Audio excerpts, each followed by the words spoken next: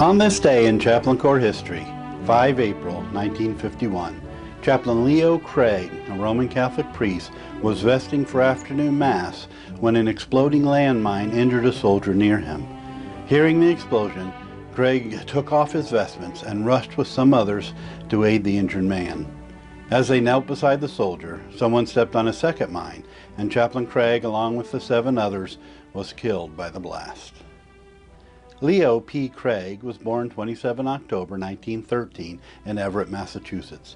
He was one of 5 children who were left with his father when his mother died in 1918. At the time, Craig's aunt, Veronica Fitzpatrick, was a Dominican nun, but saw the new burden of caring alone for 5 children which their father was under, so requested permission to leave the convent to help care for the Craig children. With the dispensation received, Sister Veronica became the children's second mother for 18 years, until the youngest moved out. Then she returned to the convent. It could be that the influence of Craig's aunt and the sacrifice that she made to help raise her niece and nephews led Leo and his older brother Lawrence to prepare for the priesthood, and Leo to join the Dominicans. After attending LaSalle Academy in Providence, Rhode Island, Craig graduated with a Bachelor of Arts from Providence College in 1935 and joined St. Rose's Dominican Novitiate in Springfield, Kentucky. Craig attended the Dominican University in Forest River, Illinois, and the Dominican House of Studies in Washington, D.C. Craig was ordained a priest in the Catholic Church 21 May 1942. Following his ordination, he moved to Columbus, Ohio to be a teacher at the Aquinas High School, then was appointed curate at St. Andrew's Parish in Cincinnati, Ohio. Craig entered the Army as a chaplain in 1949, and according to one press release I found, went to Fort Belvoir for training, then was assigned to the 99th Field Artillery Battalion, 1st Cavalry Division, in Japan. This assignment would have been great news for Chaplain Craig, since his older brother Lawrence was already in Mito, Japan as a missionary with the Missionaries of the Sacred Heart. It wasn't long, though, before Chaplain Craig's battalion was sent to Korea to participate in a counteroffensive to eject the North Koreans from Seoul. By March 1951, Seoul was retaken by UN forces, and they were moving north to push the North Koreans further out of South Korea. As the North Koreans retreated, they placed minefields along the way to cause as much damage to UN troops as possible, slowing their northern advance. On 5 April 1951, near Chuncheon, Korea, which was almost due west of Munsan, Chaplain Craig was vesting for afternoon Mass for his unit. An exploding landmine injured a soldier about 70 yards away, and Craig, shedding his vestments, rushed with some others to aid the man.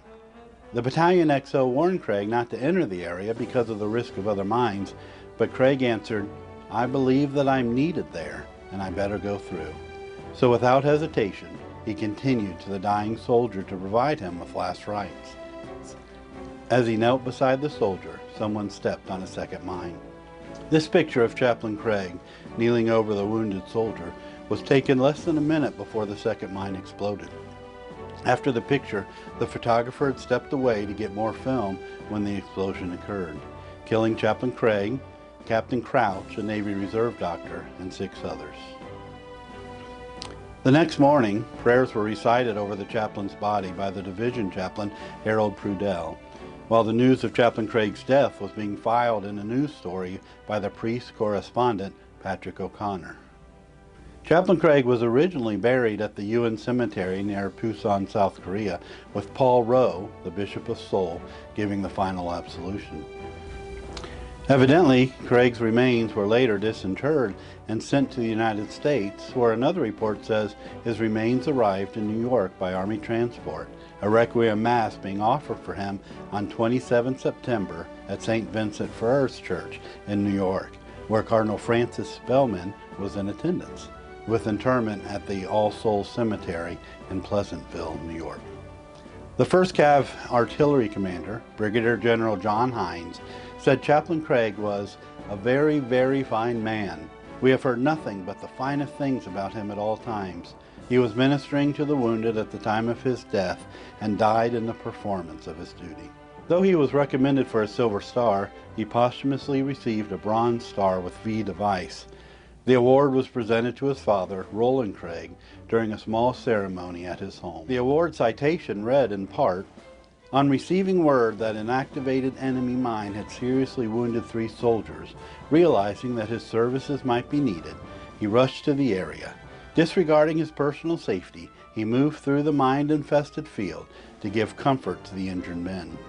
A short time later, another camouflage landmine was detonated near Chaplain Craig, mortally wounding him. His sincere concern for the spiritual welfare and comfort of the men at the risk of his own life was an inspiration to all present. Chaplain Craig's heroism reflects the highest credit on himself and the military service. So on this day in Chaplain Corps history, 5 April 1951, we remember Chaplain Leo P. Craig, who died ministering to soldiers. Chaplain Craig, without regard for his own safety, entered even further into harm's way to provide what was required to meet the spiritual needs of his flock. His sacrifice is a vivid demonstration of putting others before self, providing needed religious support despite the hardship or risk. On this day, Chaplain Craig demonstrated his commitment to God and country as he gave his life to nurture the living while caring for the dying.